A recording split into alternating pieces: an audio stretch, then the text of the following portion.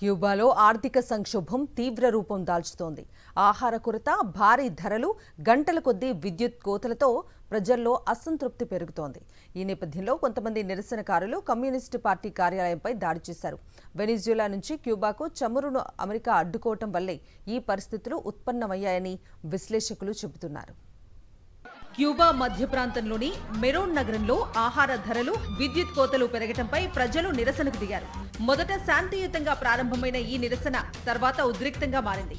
కొంతమంది నిరసనకారులు communist party స్థానిక కార్యాలయంపై రాళ్లు విసిరారు.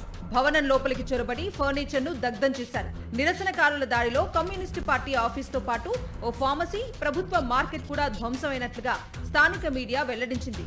సోషల్ మీడియాలో వైరల్ అవుతున్న వీడియోల్లో నిరసనకారులు లిబర్టీ అంటూ నినాదాలు చేస్తూ రాళ్లు విసురుతున్న దృశ్యాలు కనిపిస్తున్నాయి. దేశంలో సంక్షోభంపై క్యూబా అధ్యక్షుడు మిగెల్ డియాజ్ కనెల్ స్పందించారు. ప్రజలు ఎదుర్కొంటున్న సమస్యలు నిజమేనని అంగీకరించారు. అయితే హింసాత్మక చర్యలను ప్రభుత్వం సహించదని మిగెల్ స్పష్టం చేశారు. 3 నెలలుగా దేశానికి ఇంధన సరఫరా జరగలేదని మిగెల్ తెలిపారు. అమెరికా విధించిన ఆంక్షలే ఇంధన కొరతకు ప్రధాన కారణమని క్యూబా ప్రభుత్వం ఆరోపిస్తోంది.